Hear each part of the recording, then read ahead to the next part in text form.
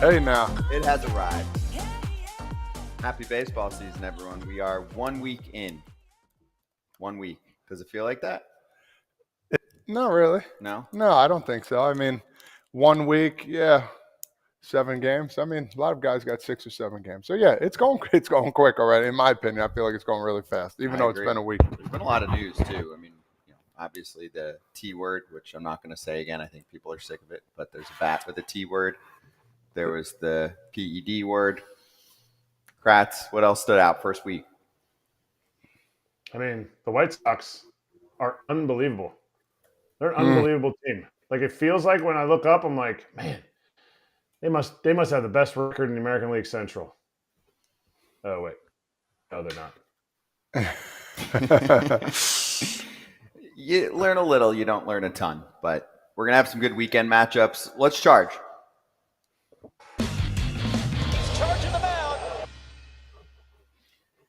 Aaron Judge, 5th homer of the season. Yankees bounced back against the Diamondbacks last night. That was one of the 2 night games that we had, so it was easier to focus on a few teams versus when you have a million games going on at once. You cool with the way that teams are attacking Judge right now, Kratz, or will some never learn? I don't get it. Why would Judge beat you? I mean, I guess the loomingness of Judge made him walk Cody Bellinger. Cody's got a good eye. That's a reason. That's tough to have success when you're walking the guy in front of him, give a hit, guy in front of him, and then you give up a walk. Like that's a tough way to go about it. He can't beat you. Make him stop. Eliminate him beating you. Like Todd playing with his mic. Eliminate him beating you. You can't let it happen. Not right now. That was pretty strange to bring that up. We're talking baseball here. Anyway, why are they throwing him fastballs right down the plate? That's the thing. I'm so confused. Weekend, right? With Milwaukee. And then the one I saw, he grounded out to short. That ball should have been launched too. He just missed it. Like, they are giving him tons of pitches to hit. He's spitting on the off speed. If people don't understand that, he's not swinging at it. He's seeing it really well, and he is absolutely annihilating fastballs. So stop doing that. But ultimately, if you think about it, they're all hitting on all cylinders. So Bellinger's hitting well, Jazz is hitting well, Volpe, just to name a few, Wells, like Goldschmidt, these guys are all hitting pretty well. Jazz Chisholm, man, home runs are coming by every game, it seems like. So they just broke the record for most home runs in a 6-game span or 7-game span, 22, whatever it is. Yep. In 6 games. I find that absolutely incredible. This team, the only problem I have is the bullpen right now. So, like, for me, if they keep throwing these fastballs middle, what is going on here? Kratzy, you and me might still have a chance to get out there and drive the ball in the gap. So it's very confusing. Maybe they're missing their spot, Scott. I really don't know. I'm just confused why they're giving this guy anything to hit. Well, for example, last night, Jazz hits behind Judge. Jazz, like you said, is off to a great start. He's not off to a Judge start, but he's off to a great start. Yeah. Aren't you just making Jazz beat you every time? Somebody else. Yeah, I get it. Bases loaded. You're not just walking in a run. But actually, I think he had the RBI knock, right, Kratz? Judge later on after the homer.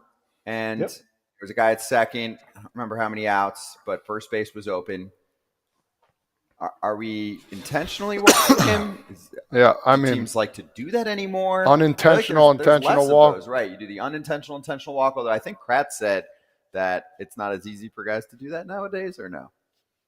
They're not used to that. Yeah, because they don't. I mean, Merrill Kelly can do that fine. Like, he's a veteran guy that you can easily say, you know what, we're going to stay off the plate here, see if he chases the curveball.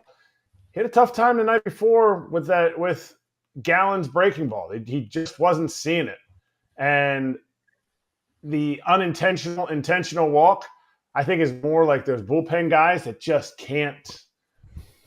I don't know that they necessarily have enough command to be able to trust, hey, you know what, we want this ball 2 inches off the plate. And that's not their fault. They were brought up to the big leagues because they throw a billion. So you kind of have to work within the parameters that you're given. And also, you see in practice all the time, Kratz, you remember, the pitcher would throw 20, 30 pitches and be like, hey, the last two, let's, pitch out. And then you go to move and the guy throws it right down the plate. So, you know what I'm talking about in spring training. So it's very hard for these guys. And even throwing to first base for some pitchers is very hard. It's just not natural, I guess, for them. So, yeah, it's good for Judgy to get off to this hot start, man. After everybody talked how he's not a playoff hitter, the guy mashed it. So either way, you're going to want him on your team no matter what. And what he's doing right now with the baseball, torpedo or not, this guy can mash. Mm-hmm. If everyone else is using a torpedo, he's using a missile. Like his bat is ginormous. He swings. Nobody really knows what this means. He swings an R161 bat because the handle is ginormous. The head is ginormous. It's the biggest that you can get. And the handle, I haven't seen a model that's consistently a larger handle than the R161. But the difference is his hands are like that much bigger than my hands. So why would he use a skinny handled bat that a lot of like little slap hitters use? So his whole bat is a missile. No torpedo, it's a missile. And I actually just ordered a torpedo bat too. So in the next couple of weeks, we'll bring it in and take a look. Nice. We'll examine it. You're so trendy. Listen, I don't miss a beat anymore, brother. Mm-hmm. I'm not missing a darn beat. And I'm going to have a metal bat being ready. It's going to be called the Kratz or the Kratz-Rito. Instead of torpedo, the Kratz-Rito. The Kratz-NATO. Kratz-NATO. Remember when Sharknado was a big thing? Yes, Sharknado. The Kratz-NATO bat. What do you think? I like it. There were snakes on planes, and there were snakes in Yankee Stadium too. So we can bring up all the old movie puns too. Kratz-NATO. I don't know. I feel like the bat's like too heavy for everybody to pick up, and it just kind of lays in front of home plate. It's just tough to swing. I don't think it matches for everybody. The Braunito would be like my little puppy. Just a little bat. Doesn't work. Just a little tiny bat. Yeah, it doesn't so work. Cute. He doesn't play ball. He wants nothing to do with it. By the way, because we're going to talk about the Brewers later, and they got smacked by the Yankees, obviously, last weekend, and then they just owned the Reds. This is where the first week of the season gets confusing. Very. Like, are the Brewers good? Are the Yankees good? Yeah. We Are don't the know. Bats good? Is Merrill Kelly bad last night? 9 runs in 3 2/3. Nestor Cortez, some people are watching him. They're like, he's done. Like if you're just a casual baseball fan, you see him in the World Series giving up the homer. You see him get destroyed by the Yankees. And I saw it on social. They're like, oh, Nestor, they give him damaged goods. And then he just owns last night a decent Reds lineup. I know they're cold lately, but come on. I mean, he wasn't in the middle of the plate as much. Well, what a surprise. And he was missing barrels. Yeah. There was a couple that Ellie hit to dead center. If it was 2 feet to the right, it's a home run, or 2 feet further. This is baseball. This is why I love the sport. This is why only the strong can play this sport, because guess what? You absolutely got mauled your first outing, and at a stadium you've played your whole career, and at a place where you're playing against your boys, and your boys say, guess what? We got a party going on in the Bronx. You're not invited anymore, blah, blah, blah. Then you go back home like, dude, that night he probably slept, last night or the night before, excuse me. He's probably like, come on, forget about everything. Let's go to work, bro. It plays on your psyche a little bit. And good for him to come out 6 innings and, deliver a really good outing. And I think that's what the Brewers needing. But 1-0 is not going to do it all the time. So, and on the contrary, I mean, the Reds, what's going on here? Put up a big 12 spot in your second game. You're losing these 1-run games. It's back to the same old Reds. These 1-run games are going to come back and haunt you from here on out. You're going to look back and be, not make the playoffs or lose a division by 3 or 4 games. If you could have mustered up half of those wins, you're going to be a division winner. So find a way. I know their bullpen's not very good, but they got to score more runs. Yep. And by the way, just to cap the Yankees note, you asked me, the Yanks have 22 homers. Yep, I was so far. I think I was right. Yeah, 22 homers. That's most in baseball. Dodgers at 18 are second. Then the Cubs at 14, although those two teams have played more games than everyone else. Mm-hmm. And then you got Baltimore, St. Louis, and the ATHs, who all have 11. Ken Rosenthal is ready for us, so we'll swing back and we'll talk to him.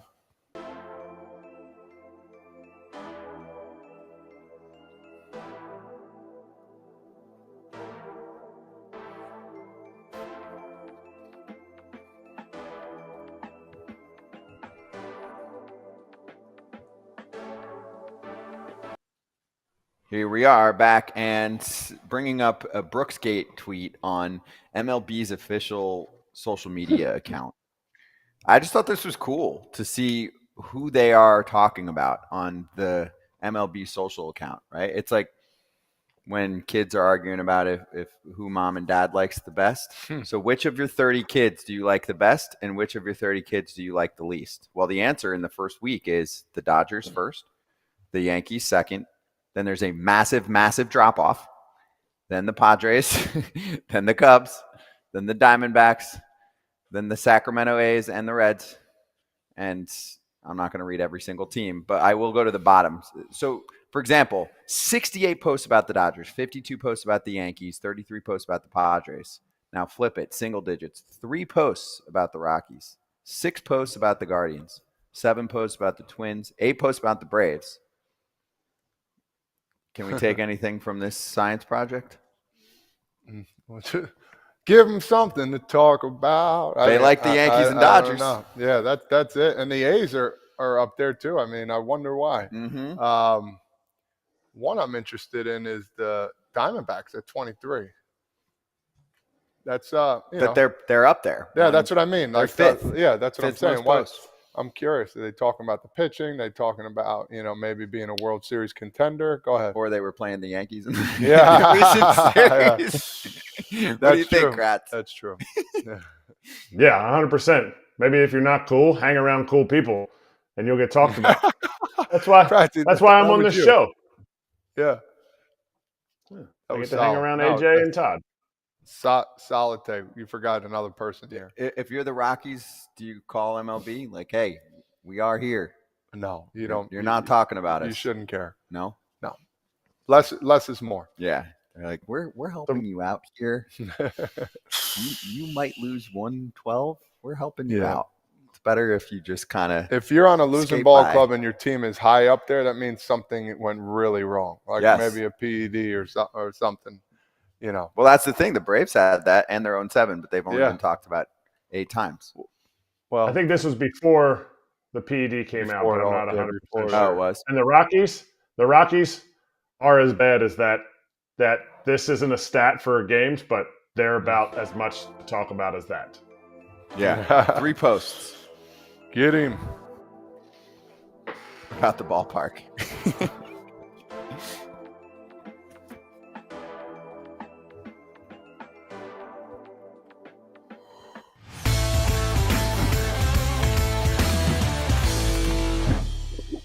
Let's hit the homage inside scoop with FT Senior Insider Ken Rosenthal. It's Feel Good Friday. So let's start with your story on Juan Soto. I'll let you elaborate on how it came together and give us a little taste of, Soto's past.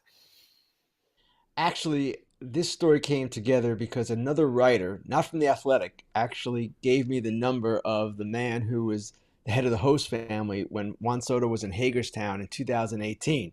This writer had nothing to do with this story. He covers a team that has no relation to Juan Soto, so he was gracious enough and kind enough to pass along the number. And then I called Brian Campbell, who is the guy right there, second from the left, and he's the one who was the head of that family. Those were his 3 sons, and he was married at the time, and they had Soto and other players in their home for a span of about 3 years, not all at the same time, of course, and Soto was only there for about 3 weeks. But the gist of the story is that while Soto was only in low A for 3 weeks, then he went to high A, double A to the majors in less than a month that season, 2018. That family formed a bond with him, and he formed a bond with them. And to this day, they communicate, and it's just kind of a really cool thing to see a host family like that still in touch with the player. Now, I should mention that with the new minor league CBA, there are no host families anymore. Players get guaranteed housing. They get higher salaries. So Major League Baseball and minor league baseball and the Players Union determined there's really no need. But there was a value to host families in helping these players, some from the United States, but a number of them from Latin America, get acclimated to the culture here, just to being a professional. And from that perspective, it was a different kind of story to do. It was cool. And Soto was really engaged and excited to talk about his days, even though it was only 3 weeks with that family. Did he give any specific things that he remembered about having a host family? While it was just for 3 weeks, I had a host family when I first went into rookie ball in Medicine Hat, Alberta in 2002, the Harpels, to the point where they had just had a baby, and now that baby is 25 years old. So like there's connections when you have a host family. But did he say anything that like really stuck out to him? Most of the details came from Brian Campbell, the guy who was the head of the family, and then I would confirm them with Juan. I asked Juan about a number of them, including when he first got to Hagerstown, he said to Brian Campbell, "Hey, can we go find a GameStop? I need to take care of my PlayStation." When I told that to Soto, he just burst out laughing because he remembered. And he remembered a lot of these things. And what he came back to most specifically was they had a group of players in the house. I think there were 4 at the time. And other players would come over after games, and they would go into the Campbell's basement. Soto said they would do karaoke, they would play video games, they would play cards, and that was what Soto remembered most. Those nights in the basement when they all kind of just got together and bonded. He was only 19 then. He was a kid. So it was a very important time for him in becoming a professional, and yet to hear the Campbells tell it, to hear Brian Campbell tell it, I should say, he was pretty much all the way there. Yeah, and listen, at the end of the day, these host families, they become like your second family. Some of them, I still have 2 that I still talk to.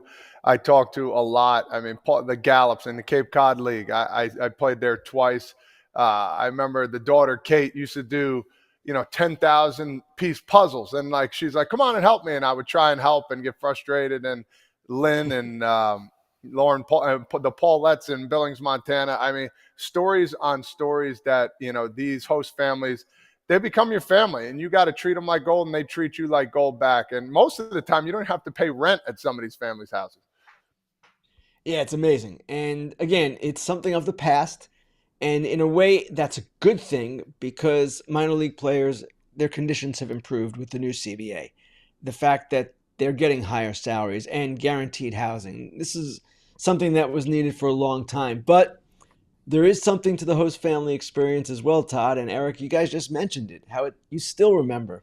So something's lost, something gained. I would say the gain is greater than the loss here, even though I think certain players may miss the idea or the experience of having host families. But those playing conditions needed to improve. And in the story, I remember asking Brian Campbell what his reaction was when he heard Soto got $765 million. And he said, hell yeah. I saw what these guys went through. I saw the impoverished conditions essentially that they were in. Let them get all the money they can. Love that. Love that. Talk about losses. The Dodgers and the Padres have no idea what that is. Which team's going to lose first? Maybe neither, right? No, only kidding. I don't know, Erik. The Dodgers are in Philadelphia. That's where I am this weekend. With AJ, by the way. We have the game on FS1 tomorrow. So that's a tough opponent, clearly. But both teams are quite good, it seems. The Dodgers we knew would be good. I don't know that there was as much certainty about the Padres. They didn't do much this offseason. They were kind of trying to stave off making trades and just keeping their team together, and they did. So I like, obviously, what I'm seeing from them, not just from the sheer performances, but the style of play. They're really excelling at situational hitting. They're also running a lot, and it just seems that they're kind of clicking on all cylinders. Now, the Dodgers are the Dodgers. They're going to do the same kind of thing. But the way the Padres are playing, it's even maybe a step beyond where they were at the end of 24, and that's saying something. Now, on the contrary, you look at the Braves, they haven't won a game yet. Now, listen, they played the Padres and they played the Dodgers, 4 with the Padres, 3 with the Dodgers in some of those games. Talk a little about, like, where are these guys right now? A couple injuries aren't helping. It just looks like, listen, they played some good teams. They got the Marlins coming up. I think they'll bounce back. But ultimately, it doesn't seem like they're clicking right now on all cylinders. You're right, Todd. And one thing I want to point out, there's been a lot of talk. Well, no 0-7 team has ever made the postseason. Yeah, well, guess what? There are 12 teams in the postseason now. It's easier than ever to make the postseason. I don't preclude the Braves or expect that they will not make the postseason simply because they've started badly. Now, the questions you raise are fair questions. They've already lost Profar, Reynaldo Lopez for an extended period of time. their bullpen has gone through some changes already. It wasn't put together all that well, it seems, and they're going to need to kind of keep scrambling to find the right pieces. So there are some causes for concern. The offense has not performed. We all know that, but I would attribute that more to good pitching and maybe some slow starts by some of the players. This offense is going to be good. 2 years ago, it was breaking records. Acuna is going to come back. Sean Murphy's going to come back even before that. And then ultimately with the pitching staff, you're going to get Strider back. Their rotation is thinner now without Lopez. There's no doubt about it. But I still see them as a formidable team, maybe even a wild card team. Remember last year how poorly the Astros started, the Mets started. The lesson that I learned yet again in watching those teams was it's a long season and things will play out the way they're supposed to. Yeah, you're saying that spoken like somebody who picked the Braves to make it to the World Series. We get it, Ken. We get it. You're just trying I don't know who you're talking about, Erik. Make sure you're and AJ's pick just stay afloat. I want to go back to the Padres, though, actually. And Jackson Merrill's extension that he got. Does this put this team, because you said, oh, this team was trying to stay afloat in the offseason, and now all of a sudden they came up with $130 million. And I know some money's coming off the books, but this was the same team that was looking to get rid of possibly a Dylan Cease, possibly a Luis Arise because of the $10 million they were making. Well, Jackson Merrill's not getting all 135 at once. It's over a period of time, and actually this deal is considered by most people in the industry to be rather team-friendly. So in locking this guy up, and he seems to be someone who is going to be not just a star, but maybe a superstar in the game, they did it in a way that really is kind of financially logical for them and quite feasible. So as opposed to some of their other deals, which looked inflated at the time, Tatis maybe not, as it turns out, they should be fine with this deal. And ultimately, once their ownership thing resolves, and I don't know how it's going to resolve, it's kind of a mess, but they're drawing $3 million plus. Their town is alive, and I would expect, while maybe they spent beyond their means a little bit, or maybe even a lot, they'll figure it out as they go along. And these contracts, some of them, Machado, I guess, would be one. Once they get into the latter years, like all of these big contracts, then they become perhaps problematic. But at the same time, they've got it going right now. And it's actually an example of how you can spend money to make money and investing in your team and how it can reap dividends for the franchise in general. Ken, how do you look at some of these recent extensions in terms of it being good or bad for the game and even individuals? You know, it's hard. You look at, a fan perspective and say, great, you've got this player locked in here for a while. Of course, industry perspective sometimes, like even for me this week, talking to some players and agents, they're like, oh, they left so much money on the table, Merrill, Campbell as well. And I asked them to elaborate. And, some of the responses have to do with the age. That's what you hear a lot about, right? Because that's what you always have to consider with free agency. Guys like Vladdy Jr. hitting free agency early, Soto, et cetera, at this young age. They pointed to, I think both Campbell and Merrill would be free agents if the options get picked up at around 32. And I was kind of told that's the sweet spot where teams kind of hit the brakes on position player deals that are going to be long-term. Like they're not going to sign a 10-year deal at that point. So what do you think about the way that it's being carved to get them to that certain number where front offices are like, you're going to be on your way down now? A couple things here, Scott. One, Merrill could have been a free agent at 26. So there is some talk that he left, I don't know, $150 million on the table, $200 million on the table. And yet he was adamant about he wants not necessarily all the money. He wants his team to build around him. And that's putting a lot of faith in ownership to do that. But that's the position he took. And as I said on Fair Territory yesterday, with the extensions, it's always a little bit tricky because it's two sides to every story. And while in Merrill's case, he had what you would think was a valid reason for wanting to take the deal he did. He said, hey, I don't need all the money. I want my team to be strong. You can make the argument, certainly, that he's hurting other players by taking a deal like that. So other teams can use that as kind of a tool against their own players when those negotiations are taking place. With Christian Campbell, with any young player, a lot of times when someone or a team throws a big number in front of them, and go back to Acuna even with the $100 million, and that was a deal, obviously, that was undervalued. these players can think, and their parents can think, well, all right, Mr. Agent, how are you going to guarantee me that my guy's ever going to make that much money, that my son is ever going to make that much money in the game? You can't guarantee it. But here it is. It's guaranteed. Now, it's somewhat short-sighted, in my opinion, to think that way for position players, because if you go year by year, the chances of you getting seriously hurt are not that great, certainly not as great as they are for pitchers, and you ultimately might be selling yourself short. But sometimes there are financial circumstances that come into play with a family. Sometimes there is familial pressure that comes into play. So it's often difficult to judge from afar and be too critical from afar. And I hear all the talk from the agents and the people on the players' side as well, and I understand exactly where they're coming from. But in some cases, too, you have smaller agencies, and they're afraid of losing the player to the larger agencies. Well, if that kind of conduct would stop, and it never will, maybe you wouldn't have some of these deals getting struck. But a lot of times, smaller agents are afraid of losing their players because that's what happens all the time in this sport. All right, talk about the sport right now with Aaron Judge in it.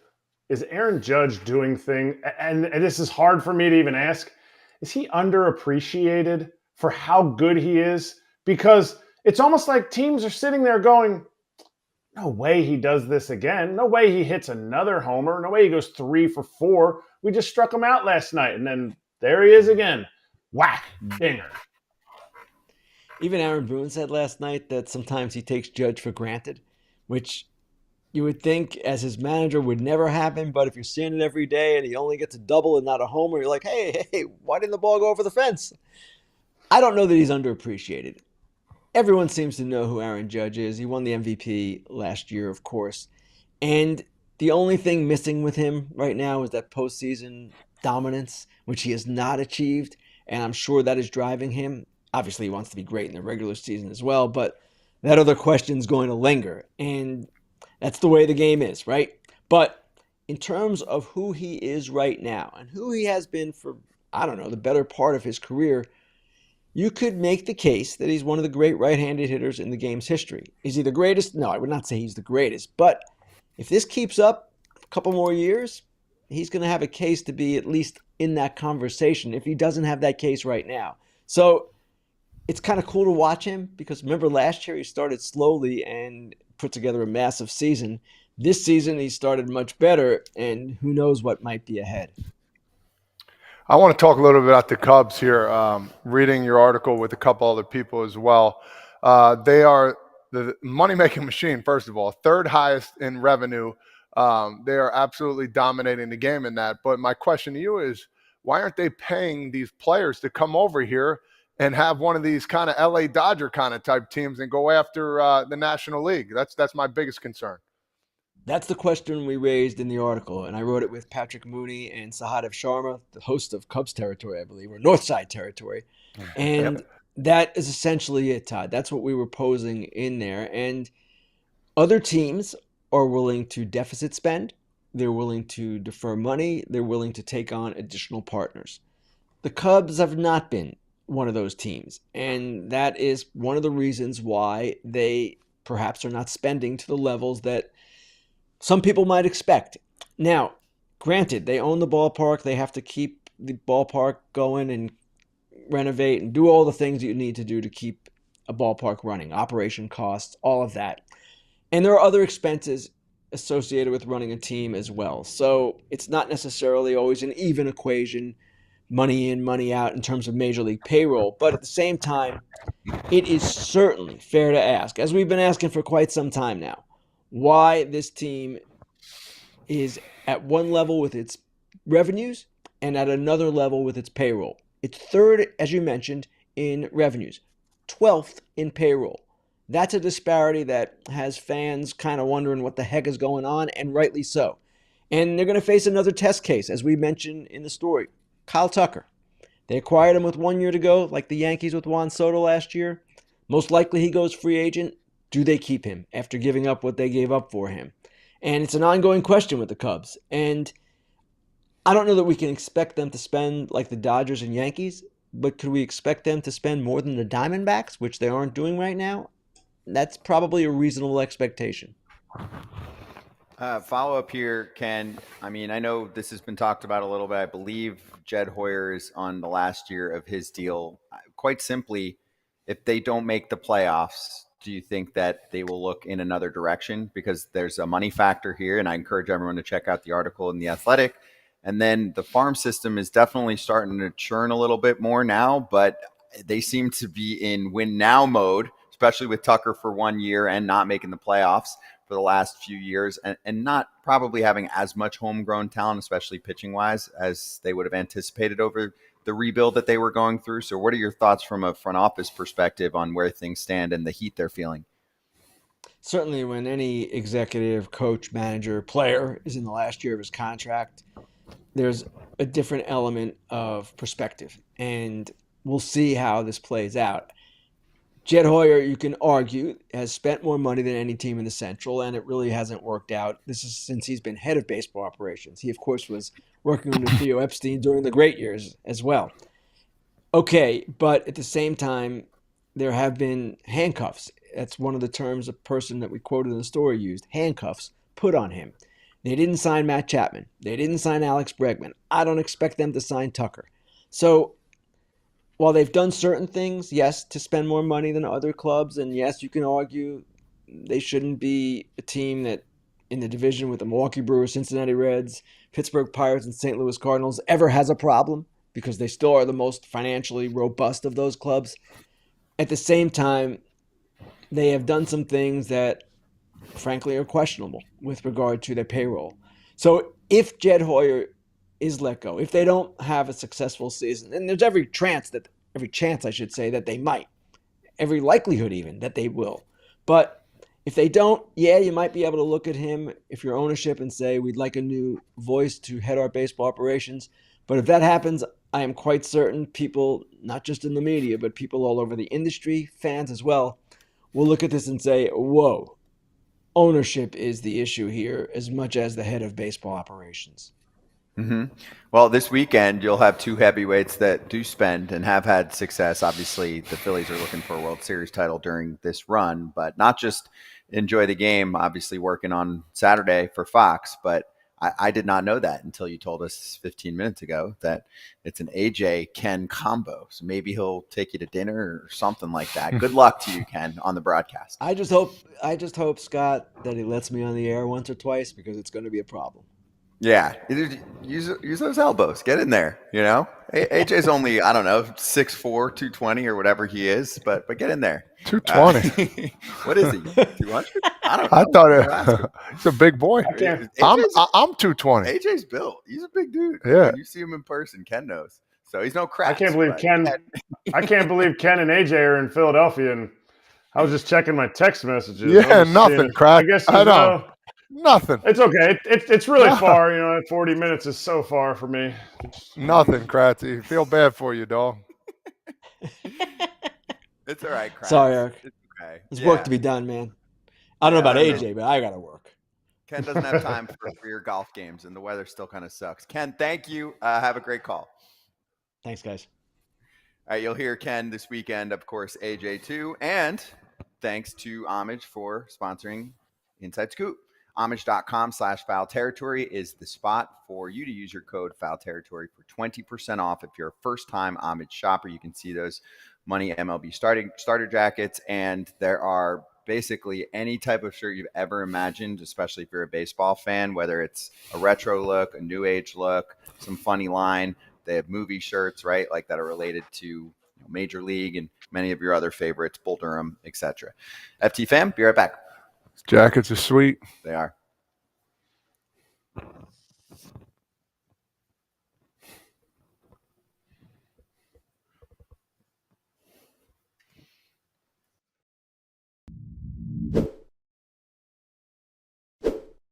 FT Fam, shout out to Homage. Make sure you check out the website and also use our code if you want a little 20% off if you're a first-time shopper. There are so many Major League looks in so many different ways that you can find on T-shirts. There's all kinds of pants. The starter jackets are fire this year, new and more improved, and just every team you're looking for, Kratz, they've got it for you.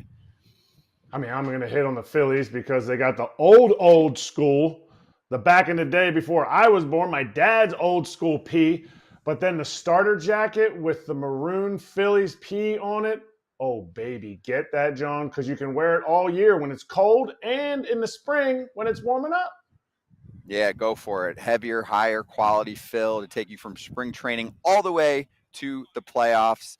We've got them. Check out the website again, homage.com. I love their Grateful Dead baseball line as well. And use the code Foul Territory for 20% off if you are a first-time shopper. Get after it, FT fam. Well, breaking news. Chase Dollander is getting the call for the Colorado Rockies. He is the top Baseball America Rockies prospect. He's one of the top prospects in the sport. And we've got a good video on him. It's probably about 10 minutes long on the Baseball America YouTube channel. You can check out after. We'll try and get a little clip for you later on in the show. But number 9 overall pick in 2023, went to University of Tennessee, stud 2022 season. And some thought he was going to go number 1 overall. Had some command and control issues the next year, so he dropped to 9. Good for the Rockies. Baseball America said that he is the best pitching prospect that Colorado has ever developed. No pressure. Wow. Welcome to Colorado. That's cool, though. I'm excited to see him because we're looking for that ace. Gotta see who he's. Is he starting today? Is it today or tomorrow? That's what I mean. Sunday. Starting Sunday. Sunday against the A's. Great call. It's a good call. That's the time? That's the time. Day game? That's a great call. Little day game in Colorado. Yeah, but he's gonna have to deal with this. Like He's gonna have to learn. You're gonna have half your starts here. Yeah, but they had Ubaldo Jimenez. That's a big. I don't know. He was pretty dominant. We'll see. We'll see. I hope this kid is the best ever. I do too. Let's go. I want to see the best pitcher in baseball in Colorado, where they're like, no one can make contact with him. So who cares about the elevation? Love it. The big boy outfield.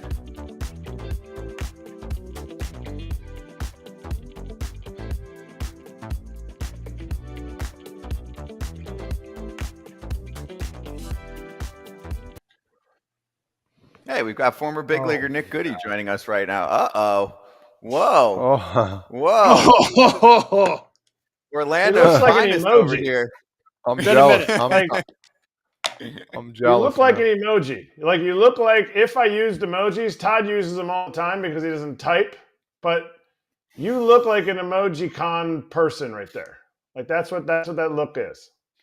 I mean, Hey. Steve Jobs and I were boys back in the day. So what do you? It's nobody perfect, We're not getting a pasty New Jersey in on the emoji.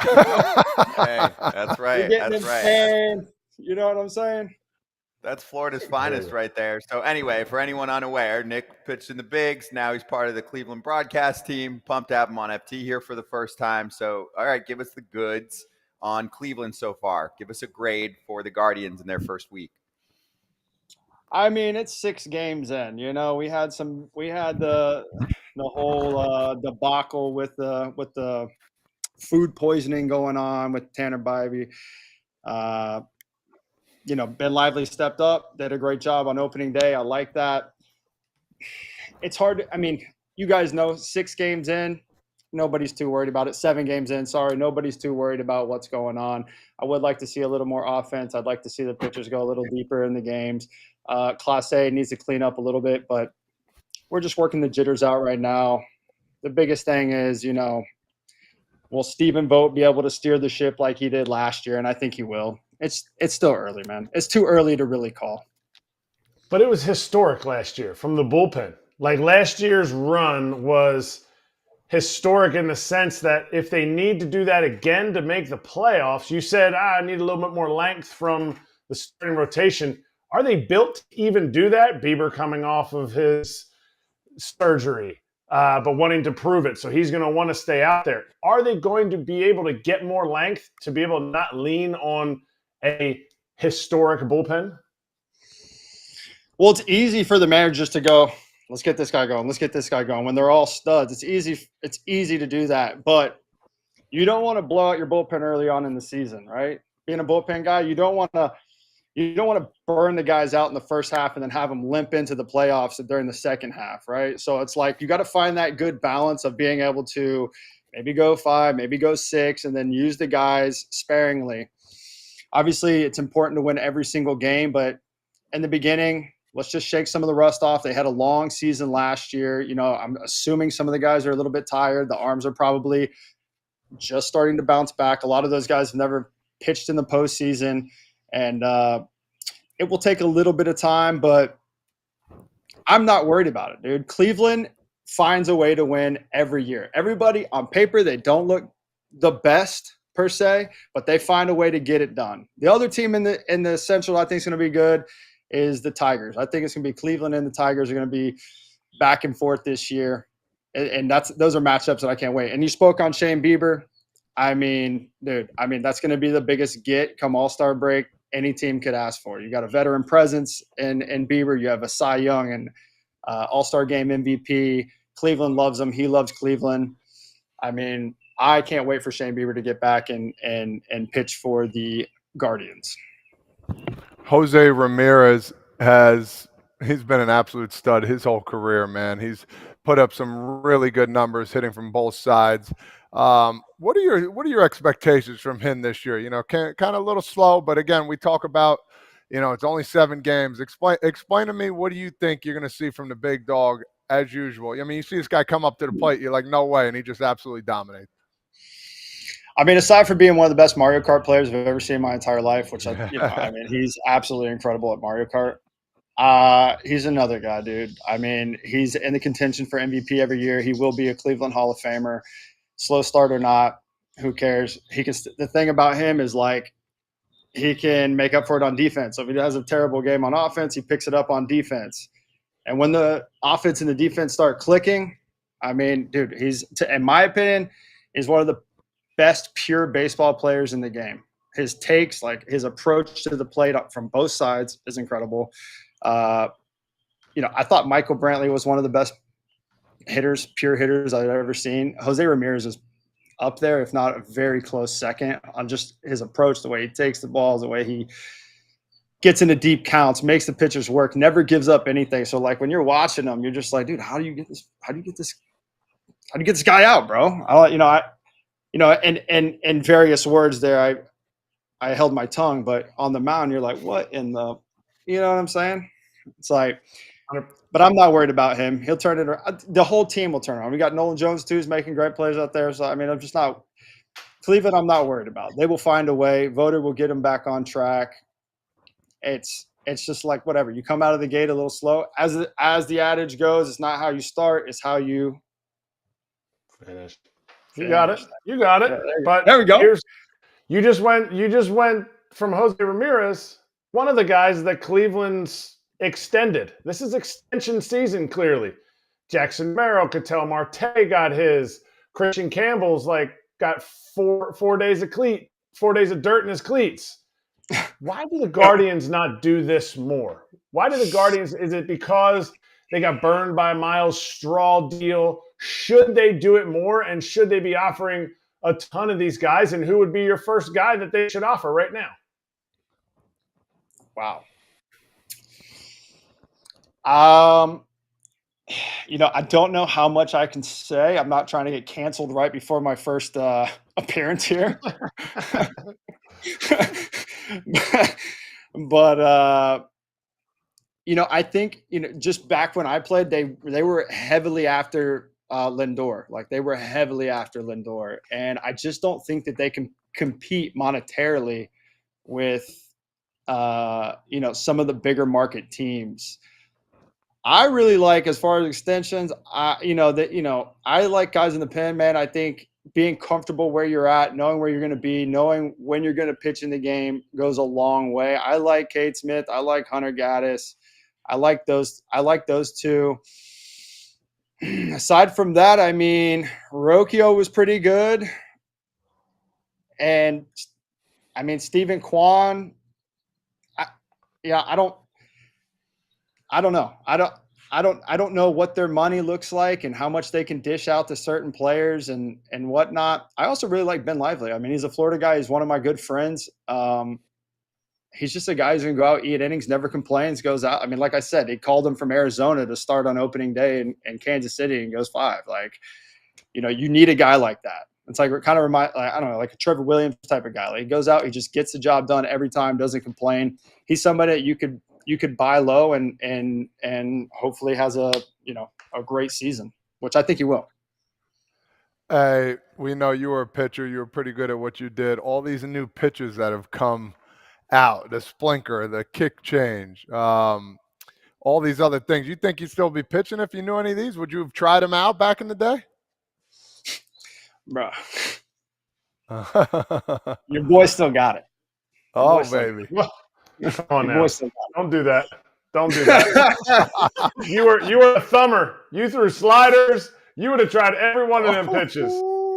The thing is, I couldn't get the ball to go to the right. I could get it to go to the left, and all the new pitchers are getting the ball to go to the right. Look, Kratzy's saying I'm a thumber, but ask him how his thumb felt after your boy came in the ninth. Oh, that thing was Kratzy. Just slow it down. More sliders. More sliders. I got to catch Nick for like six seconds, and then he got called up to the big leagues, and he abandoned us in AAA. So I would too. I'll never forget my most memorable bus ride with you, though, man. I've been telling you, I need to hear it. I need you to serenade me before this is over. I need to hear the vocals. Oh, wow. It won't happen. Oh, my. I didn't even. I will say this, though. Not allowed singing. Yeah. I will say this. The last change up that I threw, all right, I'll give you this story. I'm in the big leagues. I'm with New York. We're facing Baltimore. Baltimore absolutely owned me 15 and 16. I own the White Sox. I got videos of Todd looking, but regardless. They absolutely own me. So I go out one night. I think the whole Baltimore Orioles team had the flu that night, punch out the side. Like, I'm feeling good. This is when they had the Scranton Express. Kratz, you know that. I come in the next day, Chad Green's sitting in there, and I'm like, what's up, bro? Like, nice. I'm looking around like, who's getting sit down? I'm like, definitely not me. I just punched out the side against freaking Hardy, Chris Davis, Machado. Like, I was feeling sexy. And about, 27 seconds later, Larry comes in. Hey, Joe wants to see you. I'm like, bruh, you got to be kidding me. Go into the office. It's Girardi. It's Larry Rothschild. It's our GM, Brian Cashman, and they gave me this like 30-minute spiel on how I need to throw a changeup, how the changeup is going to be effective to lefties. I need to throw it. And I'm like, I'm just sitting there. At this point, I've been optioned probably, 9 times, biting my lip a little bit. Finish the meeting. I'm walking out. Larry puts his arm around me. And if he watches this show, Larry, I appreciate it. But he's like, man, you don't need to throw a changeup. He's like, you're good. Fastball slider is good. So I had this 30-minute meeting about how I need to throw a changeup, how I'm getting optioned to AAA. And then I got told that I don't need to throw a changeup. But me being a douche I am, I'm like, no, we're throwing a changeup. So I get down to AAA. We're playing in Buffalo. Gary Sanchez is catching me. And Daryl Ceciliani's up, if you remember that name, left-handed hitter for Toronto Blue Jays. I come into the 8th, quick work in the 8th inning. We go out in the 9th. We're up by 2. I get 1 out. Ceciliani comes up. Get 2 strikes on him real quick. Gary put down fastball. Shake. Puts down fastball inside. Shake. Throws down a slider. Shake. Slider outside. Shake. Gives me one of these. And I'm like, oh, yeah. You want the changeup? I give it to you. Throw an absolute dime, bro. Just sinks right on into his barrel. He hits it about 700 feet. Before I turn around, Gary's already out the pitcher's mound with me. He's laughing. He's got his glove over his face. Hey, Nick, nice fucking changeup. Throws a ball in my glove, walks back. Last one I ever threw. Never threw another one. You think that changeup? You think the changeup would have gotten off the torpedo bat? You think it would have missed the torpedo barrel? Never. No chance, bro. The torpedo barrel, that thing don't miss, man. You seen that? What do you think about that? From from pitcher's standpoint, because like we have all position players on here. I won't even say what our opinion of it was, but as a pitcher, what's your view of it? I mean, if it's within the rules, I have no problems with it. But, I mean, they look, whatever. Like the home, they're the Yankees are killing it. Other teams are using it. They're not hitting it as good as New York is, but, it is what it is. But if you're going to use torpedo bats, let the boys use a little stick. Let the boys use a little pine tar, a little sunscreen and rosin. Let's get the game back to where it was, and let's even the playing field a little bit.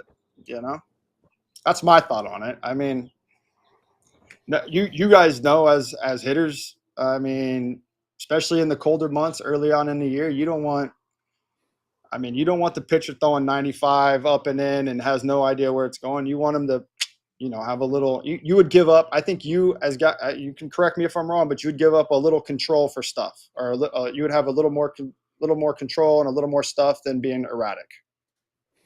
You agree or no?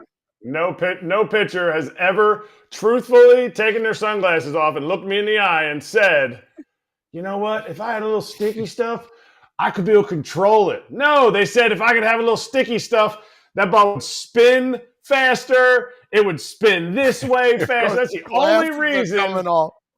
That's the only reason that you needed sticky stuff. Let me tell you, the only year I used sticky stuff was in AAA, and it's the year that they banned it, and I had supreme control. My stuff was maybe a tick better, but it was supreme control. Just a tick. Just a little better. Just a little better. Just a little bump. Just a little bump in the control area. Which was important because how are his numbers against you? You walked me 3 times. Don't open 2 with 3 walk. No way. Well, you needed the stick. Somebody.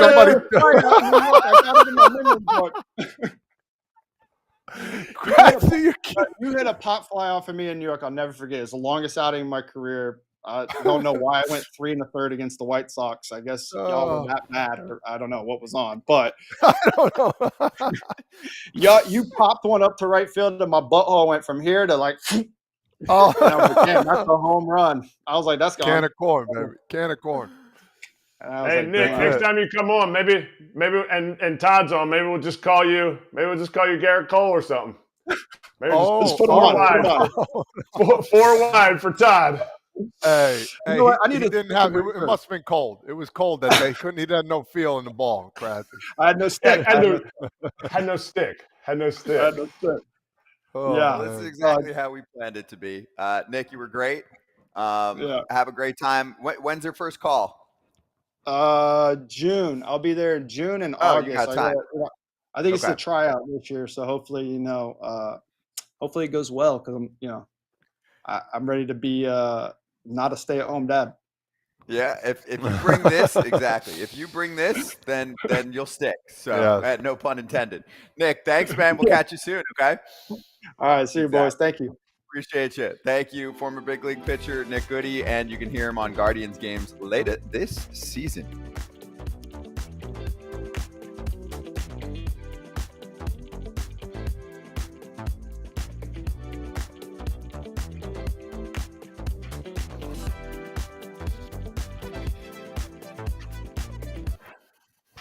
Are we just going to talk about the Rockies the whole show? I don't know. There is more news. I want to put this one out there. So, Kratz, you probably can play this one out better than I can. I didn't catch that whole Phil's game yesterday, but apparently Chris Bryant was the only one that didn't get in, and there were times to put him in as a pinch hitter. So now today he's out of the lineup for a second straight game. From Roto World, no word on any injury. Seemed like he'd be in line for regular PT after a healthy spring. Hunter Goodman, strong play, has forced the Rockies to keep him in the lineup when he's not catching. He's DHing for a second straight game today. Bryant's got to be hurt, right? They're in the first week of the season benching him right now. I hate to say somebody's hurt. I hate to say somebody's hurt when I don't know, but I do know that Bud Black just went, okay, who do I got here? Okay, pinch hit, pinch hit, pinch hit, pinch hit. We're emptying the bench. And then Brian's still down there like, like me in big league camp, like, can I get some playing time? Like, can I get in there? And I love Jacob Stallings. Jacob Stallings, I'll text him after this and be like, hey, you rake, but Chris Bryant, if he's healthy and he's out there, to me, I thought he would have been in that game because the Rockies were close, and I'm not sure. I'm not sure what's going on. There's a lot there. Maybe it's the last game of a series, and they were like, hey, we're going complete off day, no pinch hit at all, which is a thing, but now he's not in again. It's confusing. Yeah, and you hate to speculate an injury. It doesn't say injury, so it's very confusing. We'll see. It's always going to come out, but at the same time, a guy of his stature, how good he is, I don't know. This is why the Rockies have 3 comments on MLB, so maybe there'll be some more coming out here. But again, no word on any injury here from Roto World, and we'll see exactly what comes of this. So it's strange. Listen, they weren't going to be a really good team, but to see one of their better hitters not playing and there's no word about it is very confusing. I mean, he's not good anymore, just to be fair. I mean, the last time he's put together an above-average season at the plate was 2022, so we're talking a few years ago. But he hasn't been hurt.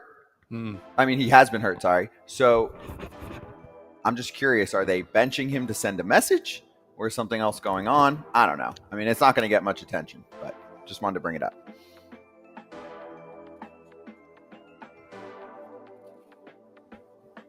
Steer right. We talked about this for a month, and it already happened, apparently. Okay? Home plate umpire Mike, who's got it? Muchlinski. Muchlinski? There's an L in there. There's an L in there, too. You add the L. Muchlinski? I just don't know how to pronounce it. Muchlinski. Okay, Muchlinski. Okay. Told Cardinals players if they touch their helmet to sarcastically suggest they're challenging a pitch, as they did in spring training with ABs, they will get ejected immediately. Now, in this tweet from Baseball History Nut, they said he missed 22 calls. I think he ended up missing a few less than that. But I mean, he had an okay game. That's not the point. The point is something that we had been talking about for a minute.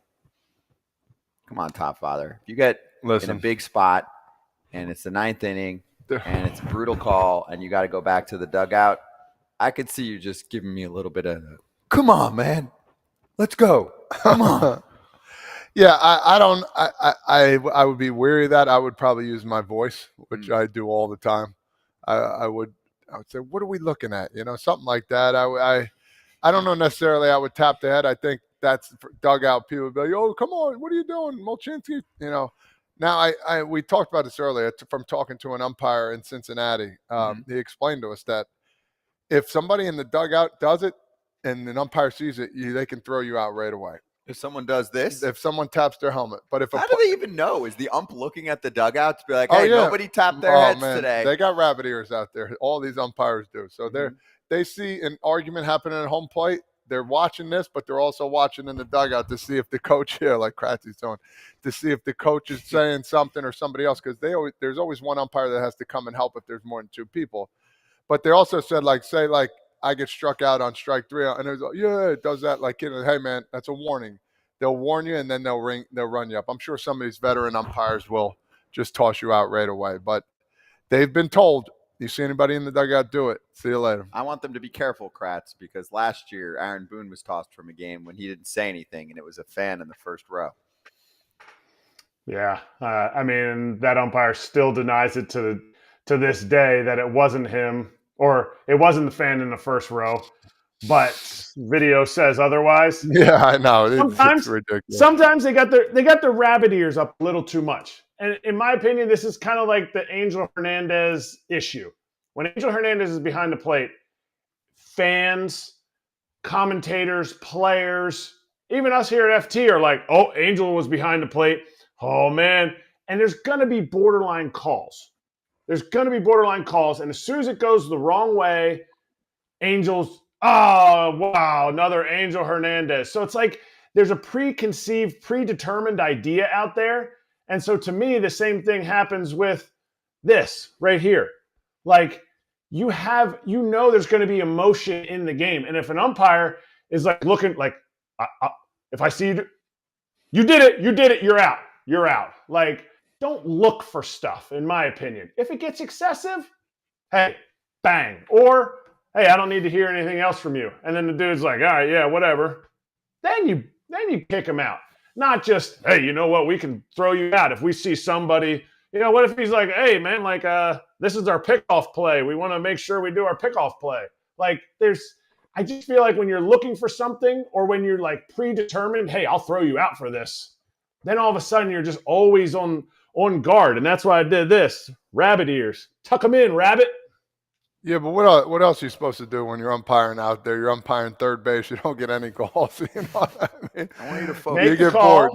You get bored. No, you know what I'm saying. I'm just being funny, but yes. Yeah. Think about your tee time the next morning and think about how for the next 20 years you got to take first class commercial flights at 7 a.m. to the next big league city that you're going to and work on your golf game. The best umpires are the ones that are like, they're out there, making sure they keep their front arm straight so they're not baby hooking those golf balls. Yep. So if this is true, should Mike Muchlinski be scaling back a little? Hey, don't do this. If you do it, it's a warning, not the immediate. But they're taught to. They're told basically, like any arguments, like there's no leniency. You go back in the day, guys used to get in the face. I call beaking somebody when your hat, kind of brims them or hits their forehead. The umpire would go right back at you.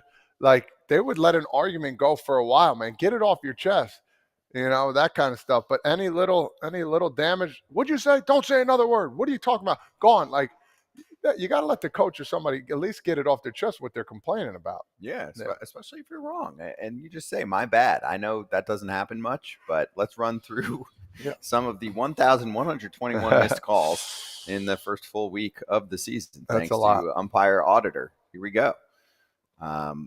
44 blown strikeouts. Not for strike three. Don't.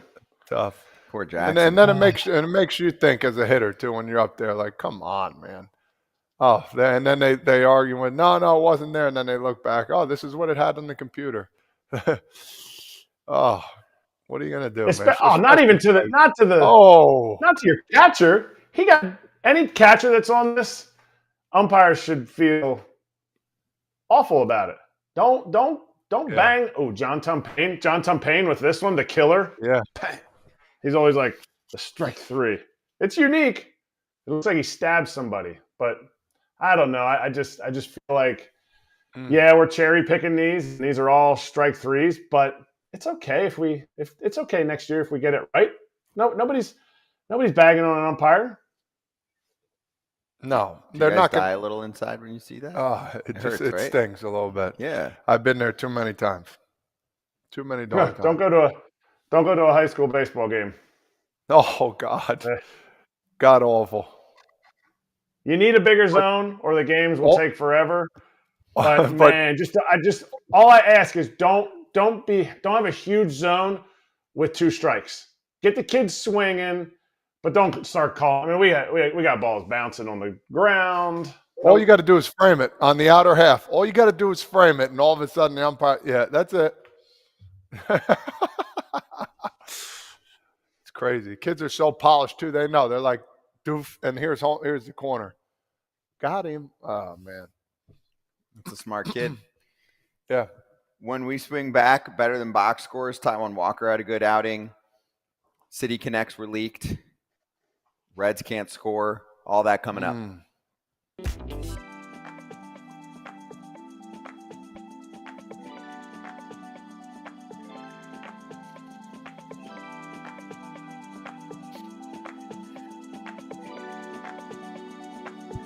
I've known you for a long time. Will you talk? I don't get too deep, but I think it's an important element of what you're about. How personal is it for you, for this team to have success? Yeah, well, it's that, Ruben, it's it's my legacy. I mean, I've done other things in my life, but I think I think when I retire, when my time comes, 10 years from now, if anybody remembers me for anything, they're not going to be remembered for anything else. They'll remember me for this. So however well or not well I serve and function, that's going to be my legacy. So it is everything to me. That's Phillies owner John Middleton on the Phillies show yesterday live at Citizens Bank Park. It was awesome. It looked crisp. It's a really, really good, probably 20-ish minute interview with an owner. Not many of them make themselves available, so I highly encourage you to check it out. Oh, you look like you're pondering something. He's an owner. Yeah. Did he get the wrong word? Did he have the wrong word out there? Did he mean portfolio or did he mean legacy? Because a lot of the other owners in 10 years, they worried about their portfolio. Yet this owner says he's worried about his legacy, winning for the city, caring about the product he puts on the field, the fan interaction. That's so refreshing to hear. That's his legacy. And he doesn't think that this is who he is as a person. It's what he did for the city. It's the engagement that he had with the players. And there's I played with 14 different organizations. There's no organization that, from an ownership standpoint, treats the players and the families the way the Phillies do. They just have a tough time keeping up because the Phillies do it big time, and they do it big time for ex-players, and they do it big time for the current players. Mm-hmm. I love hearing from owners because they're the decision makers in the sport. It's super fascinating, especially when you got like him who just loves the game. There was a commenter yesterday, not on that particular show, but on some other clip that was like, it's not relatable. You guys are sticking with the players and the fans too much. I'm like, so are you an owner? Yeah, it's not relatable. Yeah, it's bad. Must work in ownership. Bad. It was like, this is too much. Like, you're only siding with millionaires. I'm out. I'm like, please leave. But anyway, we're going to try and speak to more people like John because I think, I know, Kratz. Very confusing. That one was easy for me. I was like, please leave. We don't need you here. Whoever's owner's kid you are, please leave because we're going to keep doing interviews like that. The only place that can do them, and they're awesome. The Phillies show put that together. It's Todd, it's Jim, it's Ruben. That's Billy Wagner right there, the Hall of Famer, by the way. But anyway, they do great interviews. Go check them out wherever you get your pods.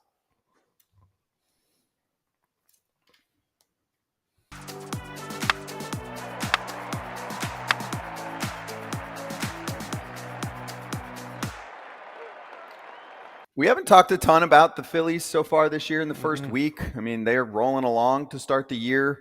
I feel like it's the same guys, so people get a little bit jaded with them, but they're still really good. Their starting staff is really good. They match up against the Dodgers this weekend, which I think is going to be a really fun series. And this is huge. Our resident Philly expert, Erik Kratz, you got to watch Taijuan Walker yesterday shove. I know it was the Rockies, but is this a different Taijuan Walker? And even when Ranger Suarez comes back, it is nice to have pitching depth. What did you think yesterday? Are you buying that he's back? And by back, I don't mean that he's going to be a front-end starter, but that he can be a serviceable big league arm. I would have said, no, I need to see more. And then they left him out there for the 5th. And they left him out there for the 6th. I don't care if it's the Rockies. The Rockies are a big league team. And last year, Taijuan Walker had an issue with whether it was a second time through the order, then it was the third time through the order.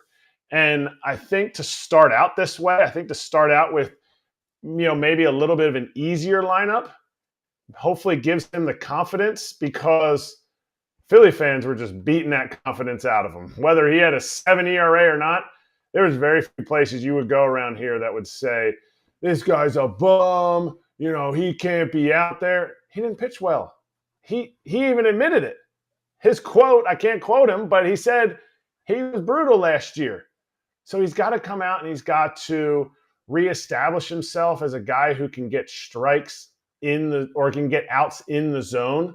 Because last year it was a lot of ball 1, ball 2, pitch in the zone, whacked, instead of get ahead and then work your way off of it. The guy is, I think he's like 6'6", 6'7". He doesn't have the velocity that he once had when I faced him when he was in Seattle. Mm-hmm. But he still has what is called downhill plane. So his ball has a different look and it's like it's considered like realized break Z, which is super geek terminology for the ball's coming in at this angle, and you're not sure if it's a fastball, pop, and it's going to stay there, or if it's that splitter and it goes right off the table. And he didn't have that last year where it was like, hey, we got to start making this guy, we just got to make him come in the zone. And once he comes in the zone, we're hitting him. So to me, that's where he has to reestablish himself, and throwing strikes will be the key for his value to the Phillies, even when Ranger Suarez comes back. What's that one again? What was the Z?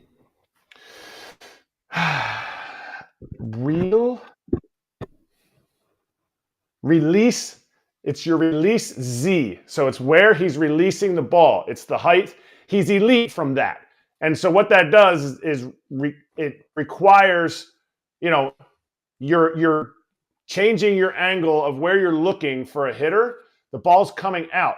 The ball still is going to do the same thing. And metrically, his pitches don't do what, say, like a Josh Hader, who's going to throw from like down here and he gets the life.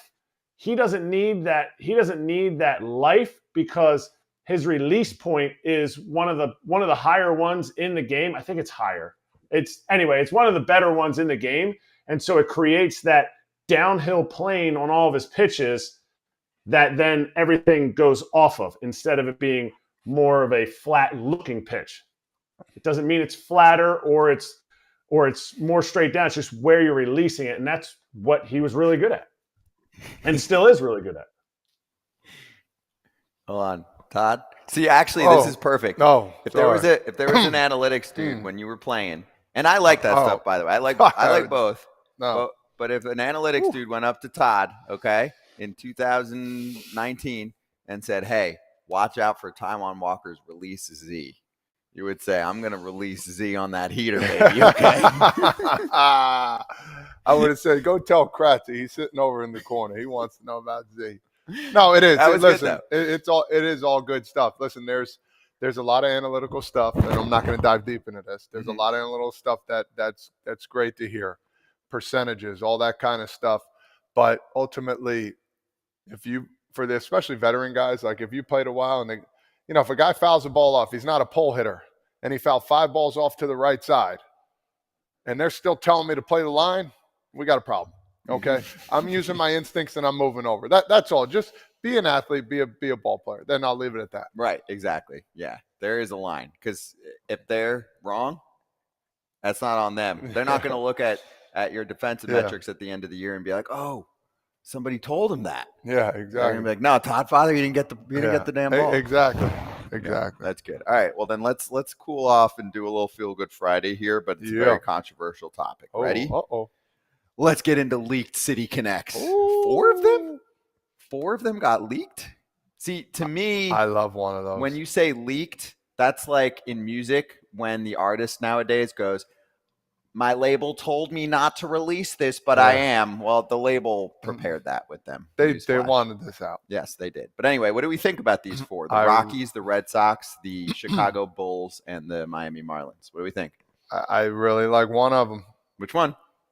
Chicago Bulls. See, that's the most controversial one. Why? You know why? Why? Because most people love it, but then there are some that think that it looks too basic, and I don't think they're catching the Chicago Bulls vibes, because the black and white pinstripe ones that the White Sox had were really clean. But I'm like, we're allowed to have multiple options here. So I do. I do like this one. Resonates with the Bulls, but I think of MJ. I think of the teams that he had. Miami, it's not bad, but I feel like that's a typical Miami uniform. It's fine. The Red Miami Sox can do more. I don't know what the significance of that color is for the Sox. Do you know? I mean, it's the monster same color as the monster. Wow. The Rockies, unique. It's not unique. You like the Rockies? No, it's kind of got like that old school Denver Nugget kind of look to it when they used to wear what was that uniform they used to wear, the blue with the mountain? Yeah, right? That one. So basically, you like the left side because they're NBA jerseys, which is okay. I don't want to bash NBA the Red jerseys. Sox because I feel like there's more significance to it. It's more of just as far as I know, Kratz, it's a more classic look there, and then it's got the Fenway green to it. Yeah. I like how the Rockies kept some of their purple colors in there. I like that. I should like the Red Sox because I like the real standard Red Sox across there. It kind of looks like the scoreboard. I have Fenway Green here behind me, so shout out to that. But That's cute. I love their Yellow City Connects. When they would wear those jerseys, when they would wear the hats in the stands, I just felt like it just gave a different energy. So maybe I'm like, I don't want them to do away with those yellow ones. And it's for the Boston Marathon. See, to me, that one had deep meaning. Like, you look at it originally and say you're from somewhere else in the country, and you're like, huh? And then you learn more about the backstory. Significance, yes, it's for cool. sure. Okay. Can't wait to see the others. Yeah, well, they'll get leaked. Mike leaked? No, got Mike leaked. No, Mike leaked. All good. All good. For me, I feel like the one I can comment on the most is Miami. I want more. Miami is like, just go crazy. Do something ridiculous. You know, they have Art Basel down there, the big art festival. Well, you're half Miamian anyway. I mean, Claudia, same thing. I mean, maybe she could come up with something. Claude, tell me. I want something. She said, fine, but too basic with those colors. I'm with you. Like, it's fine. It's safe. She wants palm trees and Miami, beaches. we don't want safe. We want the design to either be the craziest, wildest, but coolest thing you've ever seen, or an utter disaster. But either way, you tried your best and you tried to set a trend. And for me, that's what I was looking for with Miami. Yeah, I love the Bulls. Unique. It's great. The Bulls love. That's cool. So City is another sports team? You're not going to see an NBA team wearing a baseball jersey. Are the Cubs going to be the Blackhawks now? Or the Bears? Right, because they stole the Bulls. I don't know. The White Sox get the Bulls, though, right? Because MJ was in their org. Yeah, and Jerry owns the Jerry's Bulls too. Jerry Reinsdorf has the Bulls White Sox ownership combination. But anyway, if you're catching this later on, let us know what you think. Grade each of the uniforms. Boom. All right, next up, we talked about this a little bit at the top of the show, but the Reds have been shut out 1-0 for 3 consecutive games. Panic meter on, off, don't care. On. Panic meter's on because we were talking about the bullpen. I mean, it's not the bullpen. Not the bullpen right now. 3 games in a row. I mean, it's the hitting. So, you know, when we were there for opening day, they put up a couple runs here and there, and then they gave up almost a walk-off, I should say. But, you know, Wilmer Flores with the big home run. We were wondering why they didn't bring in certain players. But we're like, man, where are they going to get runs from? And now we're thinking, like, all right, the next day they come in, put like a 12 spot up, whatever it was, and now it's like, whoa. So only 3 games, of course. You don't want to make anything out too big because it's only first week. But like we talked about, these games will come back and haunt you. They definitely will. And it's going to be a close race here in the NL Central. So, again, panic meter's on, but I'm not like, oh, my God, they need to get new players. No, but just a little bit. Little panic. I mean, 3 straight shutouts. I mean, you need to sacrifice a live chicken or something. You're doing something in the Reds dugout. Especially, I mean, it's not like you're going to a huge hitter's park or like an elite pitching staff and the Brewers. Like, you feel like a new series starts and you're like, yeah, this is good. This feels good. Sometimes when a new month comes around, you're like, all right, good. You know, this month's over. Now we're going into this month. The new series, we're going into this. To me, it's concerning. It's concerning because it shows that they're able to be pitched to. Okay. Yeah, maybe they're not that good. They're 2-5 to start the year.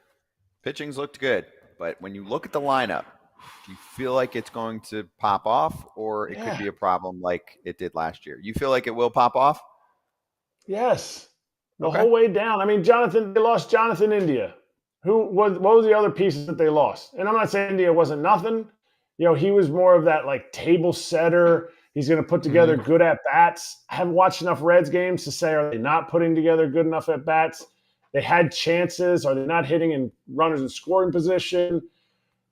My fear is K, but my fear is also, that's why I picked them to win the NL Central, because they have guys that have done some really, really under the radar things. Matt McClain, Ellie's going to be a MVP candidate with what he does. He can go into some bad slumps. TJ Friedel, like I love Gavin Lux. Gavin Lux came up late in the game there, and I'm like, this is a good thing for the Reds. Like, they have guys. Edwin Encarnacion Strand, a full season of him could be 25 to 30 pumps in Cincinnati. Like, there's a lot of potential there that hasn't come to fruition in these last 3 games, clearly. But it is just 3 games. And they're right. They're top 5 or 10 in baseball. Yeah, they're off to a great start. 2.47. That's ridiculous. So that was all the talk. Now it's time to start mashing. And by the way, did you say Edwin Encarnacion Strand to just give a little shout out to old Double E? Double E. Did I? Christian. I probably did. did. Maybe you did. But Edwin. I'm just clearing it up just so He everyone did, knows he did. we know we watch baseball. He did say Edwin. Careful comment. Edwin. Careful. Be careful. Hey, this is the burden I live in. When you play games like saying people's names, you say them incorrectly. The one I always get wrong is Ryan Presley. I call Alex Presley Ryan Presley all the time. Oh my God. Because we used to say, don't Ryan Presley. Just don't let the Ryan Presley get to you. So Don't press. Don't press. Don't Presley. First year of Blake Snell was Ian Snell, who used to pitch for the Pirates. Oh, I did it all the time. Yes, there are a lot of flubs. There are a lot of names to know. Let's get to Curt Hogg, a name we know next, as we'll get the Brewers side of this conversation. They just had a big bounce back series, and suddenly they're 3-4. That's next.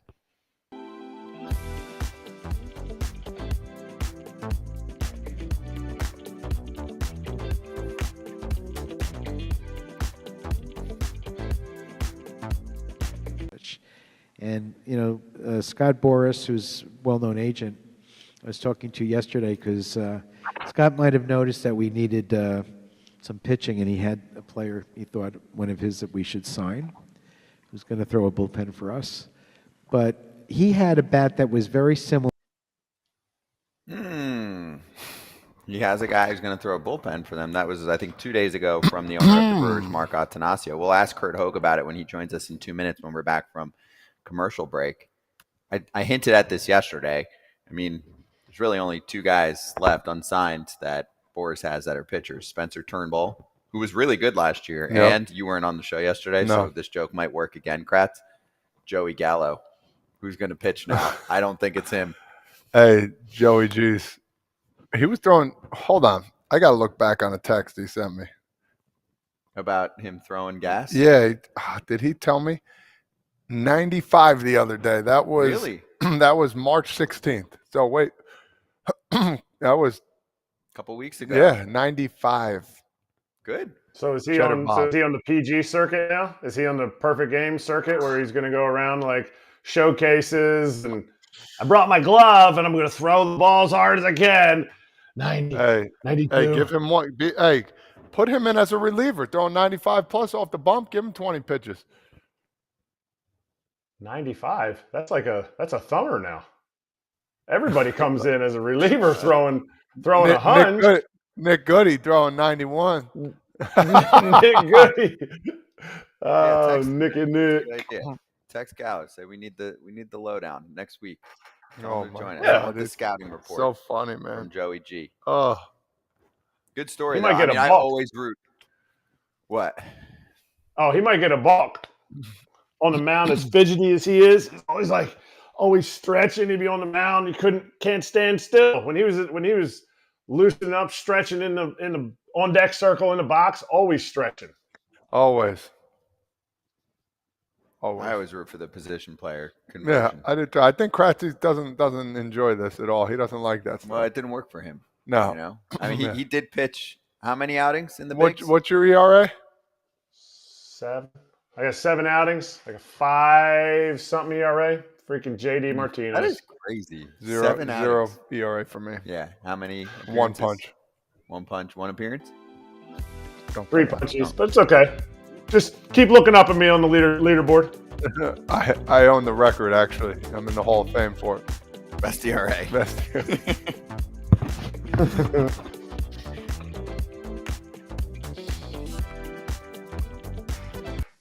Our buddy who writes for the Milwaukee Journal Sentinel joining us on a Friday, which is always a little looser. Curt Hogg with us right now. Curt, great to see you, and I'm sure Milwaukee is feeling a lot better after they were talked about a ton last weekend, the opening weekend of the season, but not for the right reasons. So how you doing, and how do you think the Brewers look after a full week of baseball? Yeah, the panic level has gone down significantly. The torpedo bat usage has gone down significantly against them. It's probably not a word I should bring up much in the Brewers clubhouse after what the Yankees put up on them. The most runs ever allowed in the first 4 games of a season, Scott, and also the worst run differential in the first 4 games of a season. It was not good, but now they've won 3 in a row, and so it's like, okay, all right, they're settled in. They're settled into the season a little bit. They'll win some games. Could you ever think that you would see a complete 180 turnaround? They had a 12. Tell me if I'm wrong. They had a 12 ERA, correct? A team ERA of 12 through the first 4 games, and now they're shutting dudes out. Well, there's a lot to talk about within that question. Like, it's kind of a reminder of like the Brewers. They're pixie dust. They're pitching magic that they sprinkle on guys like Chad Patrick, who no one on the national scene heard of. He threw 5 shutty, almost 4 2/3 a couple nights ago against the Royals. But I think the real story here is Freddie Peralta. He looks more confident. He's pitching more confident. He's attacking guys in the zone. Like, we've all known his stuff is some of the nastiest in baseball. I mean, he got 7 swings on the curveball in his last start against the Royals, 7 whiffs. They didn't touch it once. But there's just a little bit of a difference in how he's going about attacking guys. And it's sort of like this new version of Freddie, or so it seems. Again, only 2 starts. But as he's getting older and he still has the really good stuff, because he's not that old, he's just been in the league a while. He's like, okay, here it is, hit it. And so far, guys really are not hitting it. And that could be a big thing for this club as well. Or talk about it. Oh, sorry. I had one on Freddie. I had one more on Freddie. Could that be the downfall of Freddie then too? Because we know his team option is coming up for next year. It's a very club friendly, but when pitchers in the Brewers organization get to this point, it could spell the end for Freddie if he's an all-star at the break here this year. Hey, that's always possible with the Brewers. It's more so the offseason trade that really is where it happens. That's when they traded Devin. That's when they traded Corbin. That's not when they traded Hader, but they had lots of conversations every offseason about Hader. So it's certainly within the realm of possibility that they would consider trading Freddie Peralta this season or this offseason. I would deem it unlikely at this point. We'll see, again, how this year unfolds. The Brewers, kind of want to take another crack at it basically every single year, never go all the way in, but give themselves a realistic chance going into every single season. I don't get the sense that Freddie Peralta is the guy that they would trade with a year left of team control. He's sort of a Willy Adames type person in the clubhouse, and that deal is pretty affordable too. I mean, $8 million, I believe, going into next year. And if you look at the rotation, they don't have a ton of guys kept beyond this year as well. Nestor Cortez is a free agent. Brandon Woodruff will be a free agent again. So they're going to need some arms, and Freddie Peralta's been really reliable. So I'm going to guess no on a trade at this point. That's interesting. You bring up Nestor Cortez. Absolutely.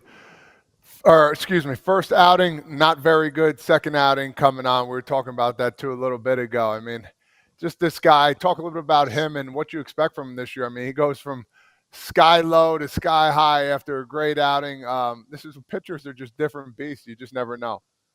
Yeah, this game's crazy, isn't it? I mean, I can't imagine anything ever has happened like what happened on Saturday in the Bronx, where the first 3 pitches against his old team all left the yard. As usual, I feel like in this game, right, the truth is somewhere in between. Nestor might not go out and go 6 shutty with 7 or 8 strikeouts every game, but he's also not going to allow 5 homers in 2 innings every game. I thought this was a good combination when they initially acquired him for Devin Williams. The Brewers do a lot with guys who throw multiple fastballs and a lot of fastballs, and that's obviously his game. So I was really impressed with his start last night. 6 innings, no runs. Just the difficulty in going from what he experienced at Yankee Stadium and then trying to figure out what went wrong with a team that he's not super familiar with, and a coaching staff he's not super familiar with. Like, what adjustments do you need to make? What adjustments don't you need to make? I feel like you guys would know this. That's probably the trickiest part of being a player is that side of things and figuring out what to do when things are going wrong. And him and Chris Hook and Jim Henderson, all the pitching guys in Milwaukee, they figured it out pretty quick, or so it seems. Yeah, they developed that relationship in spring training. Hookie's good at that. My question is about what Mark Antanasio said, and I'm going to use Scott Braun's joke. So he was talking to Boris at a tryout for a pitcher. So it was either Gallo or Turnbull, Spencer Turnbull or Joey Gallo. So which one do you think the Brewers are looking at, and which do you think is a good chance that they sign him? Well, it is not Joey Gallo. So I'll let you do the math on that one, with who that's probably left with. I really don't know how to handicap the odds of signing him, but the Brewers are certainly in need of a guy. Spencer Turnbull is another one who could fit the mold of a Brewers pitcher. I guess part of the question is he looking to be a reliever? Is he looking to be a starter? Because at this point, the Brewers do need starters, but by the time they would have him built up, they will not need starters. Jose Quintana will be back next weekend in Arizona. Tobias Myers is coming back shortly after that. Brandon Woodruff will be back. Theoretically, it seems like the beginning-ish of to the middle of May, and then Aaron Ashby and DL Hall are on the mend around that time as well. So, like, that's a full rotation of guys that are coming back relatively soon. They don't need to go out and sign another starter who will be built up, but we did see him pitch pretty effectively in a middle relief role. So whether it's the Brewers or someone else, that feels like someone that, like a team that is often not a great start and feels like maybe they're injured, or they could just use that swingman a couple innings in relief when their starter goes shorter. That's a guy that someone should sign. And like, there's a very good case to be made that the Brewers, who didn't really spend a whole lot of money at all this offseason, should be the ones to do it. What's the biggest Jackson concern right now? Oh, sorry, Scott. Oh, all good. What's the biggest concern right now then with the Brewers in your mind, right? You only get a week here. They're coming off, really cruise control of a division title last year. Could the biggest concern actually just be maybe a little more competition from a team like the Cubs? Maybe the Cardinals are not as bad as people think they're going to be. Yeah, I think that's a really good point. Is the Cubs are probably going to be a lot better this year. We saw them mash in Sacramento. A lot of teams are going to do that, but nevertheless, the Brewers cannot afford to get off to a really slow start. They've righted the ship a little bit. We're only 7 games in, but 3-4 is a very doable record. We'll see what happens the rest of the month because, like I said, the pitching reinforcements aren't going to be all the way back. And right now you've got a rotation that's got a lot of unproven guys. Elvin Rodriguez is making starts. Chad Patrick is making starts. Tyler Alexander's starting tonight. So a lot of questions on the starting staff, which we're not used to necessarily with the Brewers. So it's sort of a question of, like, we've seen these guys in the past turn pitchers like that into, the Tobias Myers of the world. Can they do that again, or at least win games with those guys on the mound to stay afloat until your horses come back? And then you start lining up the rotation, like, okay, Peralta, Cortez, Woodruff, Myers, like, that's pretty good. I like saying things before they actually happen, and everybody's like, "Oh, I knew Jackson Chourio was going to have an all-star year when he's at the all-star game." Have you seen, or has the organization seen enough growth from not just the end of last year, but from the end of spring training to start the season, or during spring training to say, you know what, this dude is going to be some are saying he could get MVP votes. Some are definitely saying he's an all-star. Have you seen the growth already? Are there things that they can point to? It's the quick adjustments for me. Like, there's still going to be the struggles, and he's 21 years old, and some of that's within his skill set as well. Like, he'll chase, he'll swing and miss. The defense is pretty solid, but there will be some mistakes out there as well. But the adjustments happen with him, and they happen seemingly really quick. Like, I just think about, he went 0 for 5 on opening day, and then within a couple of at bats, it was like, oh yeah, he's locked back in. He's swinging the bat really well. His bat speed's up a little this year, which is kind of interesting because he's a guy who's already had really, really good bat speed, and so every time he's hitting the ball, he's crushing it. If I had to pick, yeah, he's absolutely my pick to be the Brewers all-star this year. I'll throw Freddie Peralta in that conversation as well. But look, he hit almost 500 in spring and then struck out the first 5 at-bats of the year. So I'm like never gonna care about spring training stats again. I'm gonna try to stick to it this time. I feel like we all know it, and then it immediately goes out the mind as soon as you see a guy hitting 500. But yeah, it was just funny how that worked out. The best spring training in all of baseball, and then immediately facing Carlos Rodon. It's like, ooh, yeah, that's like the worst game you're ever gonna have as a pro. Were you in the scrum when Trevor McGill made his comment about the torpedo bats? I was not. So you guys should have Trevor McGill on. I'm sure he would have some great things to say about this. He said that there was a New York reporter just walked straight to him. He saw him enter the clubhouse, walked straight to McGill. Why was McGill? I don't know. Maybe they know he's opinionated on things. Who knows? And he gave him his line, and then they walked away, and that was it. So that's Trevor McGill's side of things. I don't know the New York reporter side of things. But I don't think he like actually hates the torpedo bats as much as the comments made it seem. But he would probably stand by the Yankees. Like they're going to let the Yankees get away with it for sure. No doubt he would stand by that. That's good. Okay. Yeah, a lot more people than the Yankees are using it. Though. Right. Well, that was the not thing. trying to be that guy, but Yeah, but that was the juice. I thought Yeah. it was fun. I thought it was a fun line. No one's holding him to it like it's a court case or something. Yeah, it was a fun line. He's like, yeah, of course the Yankees will let it slide. that always happens. Yeah, huh? a lot of people feel that way against the evil empire. It was fun. So anyway, Curt, thank you for stopping by. As always, make sure you check out Curt's work in the Milwaukee Journal Sentinel. Also follow him at CYRTHOGG on Twitter. Thanks, Curt. Talk to you soon. Yeah, thanks, guys. That's Brewers talk. Next up, injuries suck. We'll go over some Freddie Freeman notes, Brian Reynolds, Gunnar Henderson's, I think, back.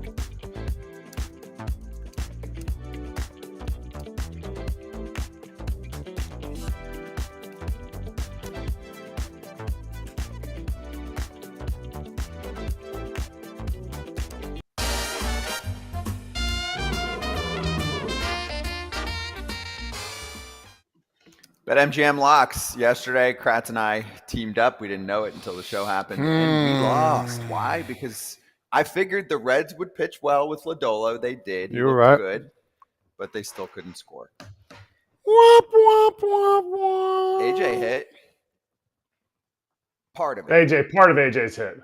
Yeah, Just- so it became just a Joe instead Ryan of a part. plus 200, right? It became a minus 185. So he won like $50 or something. But still, a win's a win. We take our wins with pride. Take So, your lumps too. You just keep going. Keep yeah. moving forward. Let's get back on the winning side of things. Todd Father, what do you got? I am going with the. What, they still call the Oakland A's still, or Sacramento Sacto A's? Yeah. Sacto A's. I'm going Oh, the I'm money with you. line, and the only reason why I'm going the money line is a simple reason. The Rockies were all the way across the world or United States on the East Coast, flying back, and now they got to play in Sacktown. I'm going Oakland, getting after it. Okay, You said Oakland. I said Oakland again. Yeah, but Sacramento. It's funny. I've been hearing. I've heard Oakland 9,000 times in the past week talking about the A's. Kratz, what do you have? I like it.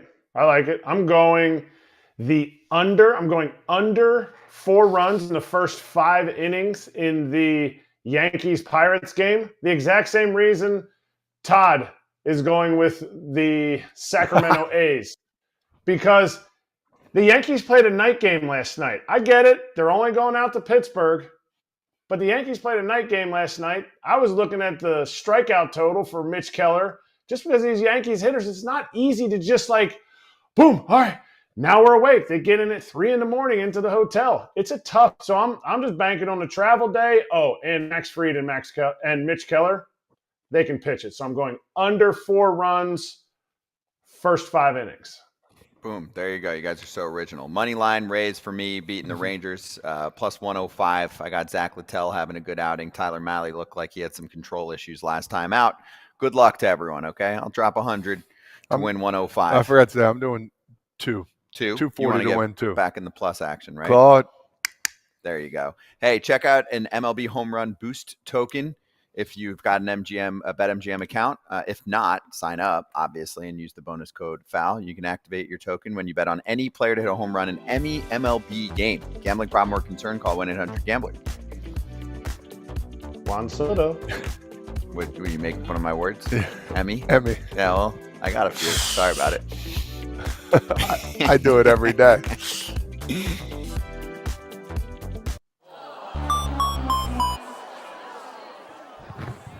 I'm going to flip the order. I want to start with a good one. We just found this out. Gunnar Henderson's back for sure. They said probable. He's back. He's in the lineup today. Boom. Let's go. Watch out. All right, ready? This sounds nice. Wait, no. Hold on. This doesn't look right. He's on the roster. He's on the active roster. Yeah. I don't have the exact lineup. We don't have the lineup yet, no. But Gunner's been out for the first week. They said it was more of a day-to-day than a week-to-week thing. He had the intercostal strain late February, and they took their time, as they should, with the guy who was top 5 MVP last year. Usually when you are back and they're back on the roster, they're going to it's let's go. You're not going to sit there, especially of his nature. So, I mean, in my opinion, a DH or at the very least a pinch hit appearance. But if he's back and on the roster, that, you're taking over someone's spot. So that, and what I've known, that's what you're supposed to do. You play the guy. Kratzy? I agree. Right. I think this intercostal didn't seem like it was that awful. I'm glad they took this extra week. Get it right, get it tight, so he can play 150 games. Let me ask you, Kratzy, who is known for having them? Anytime they went down an injury, it was an intercostal injury. If you can, hold on, I'm going to write this down. Go ahead. Who do you remember? We were just Jed talking Lowry. about. No. I don't know who. Ryan Braun always had that intercostal injury. Do you remember that or no? You don't remember? No, I don't remember. I know playing with him, he always had that back. He always had that back, John, that he's trying to work out. I had an intercostal one time too. No bueno.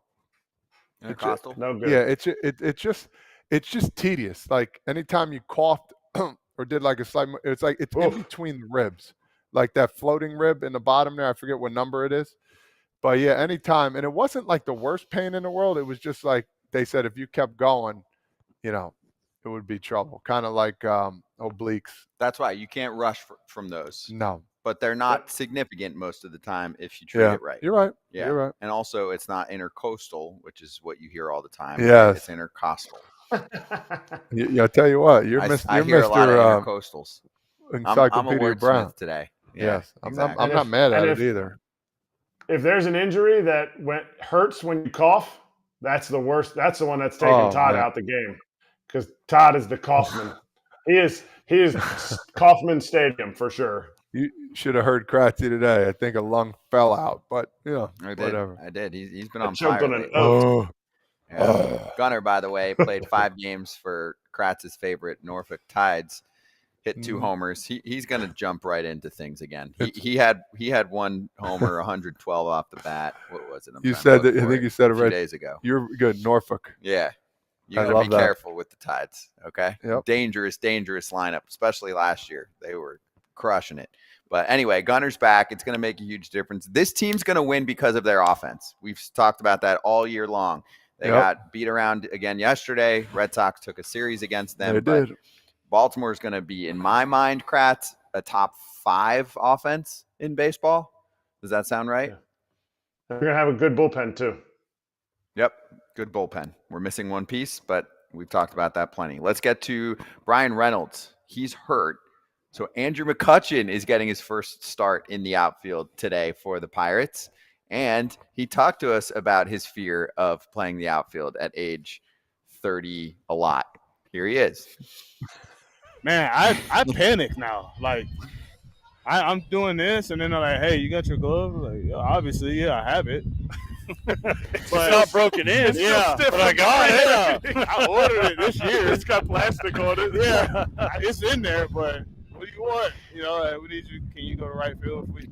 All right. I panic because I haven't been out there. Like last year we played the game I was in right field. I panicked the entire game because I was like, man, I haven't done this in a while. It's weird. Like and then you're on your feet. It's just it's a lot. But that was good. That was Kutch at Pirates camp, and that was when it was you and AJ, right, Kratz? Yep, we were both there, and I like this opening day. I mean, I don't like that Brian Reynolds went down, but I like it that he's out there. They're gonna get some opening day love in Pitt. Mm-hmm. No, it's great for fantasy baseball people if you need. He's making me laugh. I can't. Kratz, you got like 10 minutes left. Keep it together. Freddie Freeman officially hits the shelf. IL time for Freeman with the shower mishap that happened. He, I guess, kind of misstepped in the shower and sprained his ankle. That's the ankle he just had surgery on in December. He was playing on one ankle, won a World Series MVP, no big deal. And now they'll sit him for a little bit. There's no reason for the Dodgers to rush anybody right now. No, they're just, excuse me, get the last one out. They're that good. Mm-hmm. In any time it seems like even when they're down, they're going to come back. This team is explosive.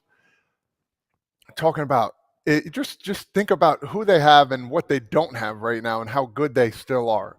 Absolutely phenomenal. And they have people lined up waiting to come back and play or ready to go. So, if I'm the Padres, keep winning because, once you start playing these boys, it's going to be attack zone. You have to find a way. Padres are explosive. Dodgers are just clean on all cylinders. So Michael Conforto, this guy, absolute stud, played with him with the Mets. He's coming along, couple home runs here. Smooth swing.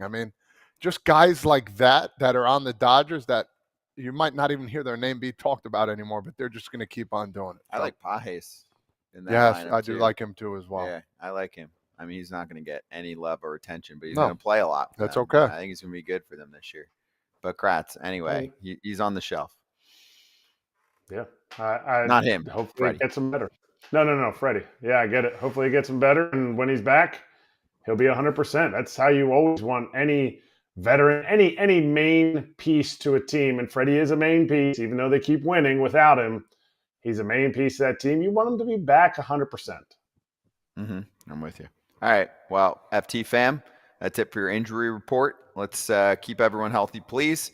We'll swing right back. We'll do slap hands coming up next. Slap hands.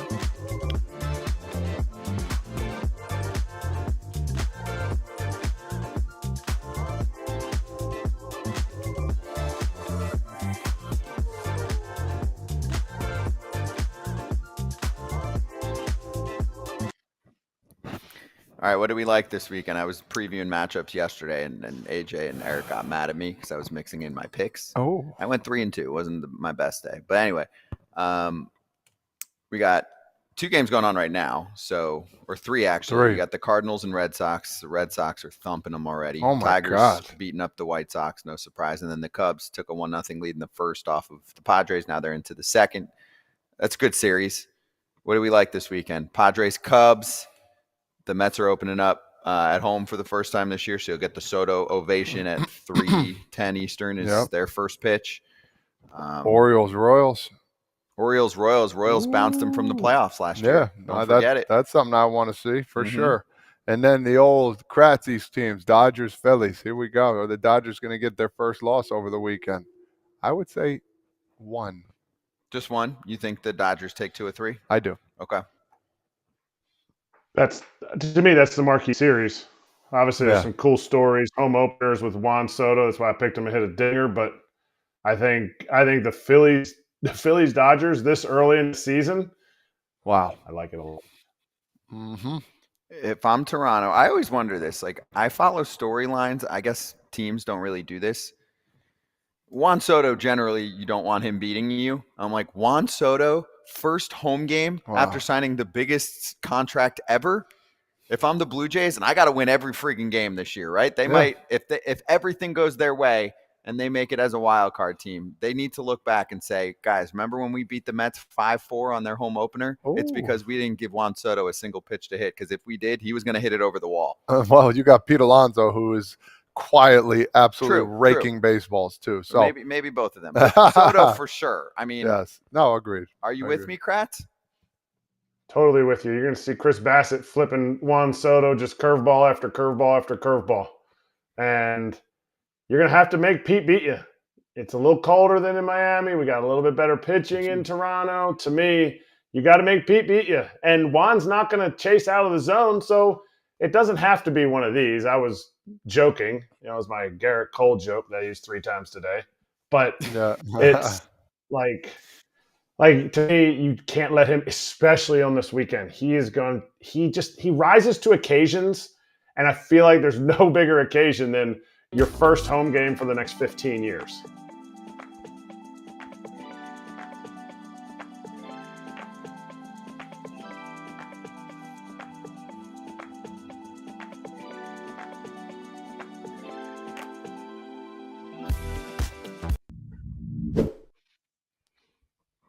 Let's slap some hands.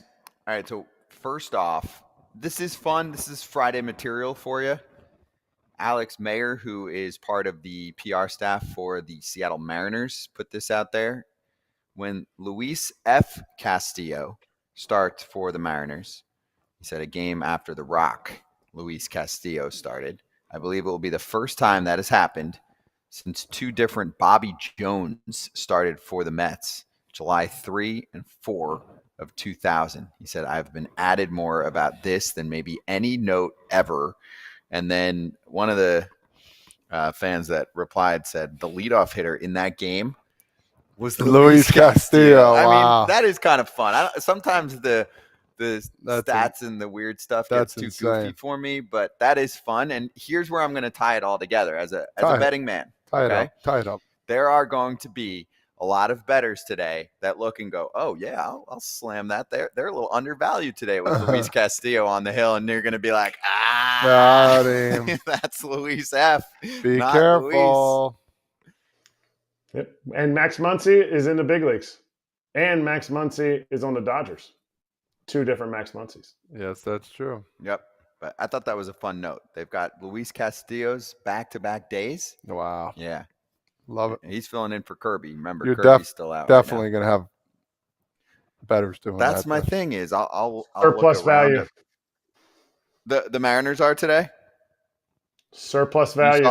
Maybe Luis Castillo from the minors. Value. Maybe they don't know about him. Maybe it's an easy pick. Give them something to talk about. I just want to see what the Mariners are, but I got to look in a sec to try and check the odds because I got you. Hold on. There's some people that are going to be like San Fran's minus 155er. The Giants are? Yeah. Wow. Because Verlander's going, I think, right? Let me double back on you here. It is Verlander versus Luis F. Castillo. Yeah, so some people are like, wow, I can get Luis Castillo for that kind of plus money tonight? Careful. I'll take the under in that game. Both those offenses, I'll take the under. Oh, fine. Good call. Is it in San Francisco or Seattle? Putrid. San Fran. Okay. I mean, either way, it's tough. Kratz, what do you got? What do you got? Something mellow yellow. Spring training hat. The last spring training hat. This thing, I'm going to wear it to practice, and all the boys today are going to be jelly. It's my A's, John. My Sacramento A's. Yeah. Is your jerseys yellow for high school? Green. It's like this color. Oh, nice. So yellow matches. That's good. Yeah. A lot of the spring training hats this year were yellow. Accurate or no? There was a decent amount of them, yes. Yeah. I wonder why that is. I mean, yellow stands out a lot. It just felt like there was more yellow in spring training than I've seen. In the sun? Yeah. I don't know. Not a good look for Kratz either way. Okay. Apparently there's a new home run celebration in Boston, and the Red Sox have been one of the best in this department. Remember they had the cart? Yes. What's the new one? I don't know. I know what you're doing right now. You're looking at me because if you look at Kratz for too long, you're going to lose it. They put the mascot head in through the dugout. I'm going to have to see this one. This sounds like something that's going to be posted. So they on take FT it off Twitter. the mascot's head and they see who the real person is in there and then give it back to no, I'm kidding. Like Masked Singer or something? Yeah, right? Oh, there it is. Wally? They put Wally's the mascot hat on. They put Wally. Yeah, they put Wally's mask on. There's got to be two when they're Wallies. in the dugout, which is going to ruin things for a lot of children because they're going to think that Wally's That's fake. not the real Wally. That's not the real Wally. Yeah, that's a fake kids Wally. don't know. You're not the real Wally. That's like someone dresses up as Santa and a kid goes, "Hey, that's Grandma Margie." Yeah, what are you doing? That's Grandma Margie. What are you doing? That's not. And Wally. her beard isn't that thick normally. Shut up, kid. That's funny. I know that breath from a mile away. That's Grandma Marge. Red Sox are feeling it though. They do pretty well in this department. Why don't the Yankees ever do that? Business as usual. Why? No, I don't know, man. Remember, I don't we know. tried to get something from Trevino. I think it was 2 years ago. He was like, "We might be doing something. I'll let you know." And then he obviously never let us know because they never did anything. Yeah, I'm not sure. They don't have a formal, fun celebration. Yeah, I don't know. Kratz, you're They had Mr. fun Gimmicks. going to the World You Series played for the last year. Yanks. Oh, so it's like that. Like we're too pro to Wow. do fun stuff. I mean, the Dodgers had like the, that thing on second base. I mean, Well, listen. no. I mean, I don't Judge. know. Maybe Judge something will looks come like he out. has fun every time he hits a dinger. Judge is always having fun. Like, if you need a gimmick, I mean, just go to Queens. Well, he's nasty today. He doesn't like gimmicks. He doesn't like it, and he's a high school coach, and they do gimmicks at his high school. His teams do the gimmicks, and he's like, "Yeah, do it again, rookie bee." They're bat flipping. They're bat spiking. He showed me a video of his son bat flip. He threw the bat and hit the clouds on a solo shot that just got over. He said, all of a sudden, it's the furthest ball I've ever seen hit in high school. He's never seen you or me hit, Scott. Don't watch me. Mic drop. I'm proud of your son, too. He's my son, too. It's all good. But I know on Monday, when Kratz's team wins, they're going to have a mascot in the dugout. He's going to have... Kratz they should have a robe for him for every team he's played on. Like, they could walk around with the robe. And robe. Yeah. And everybody's like, why do they have 800 teams on a blanket? I don't want this Columbus Clippers robe. Why does he have Oni Anta Tigers on there? The Batavia Muck Dog. Yeah. Happy baseball weekend.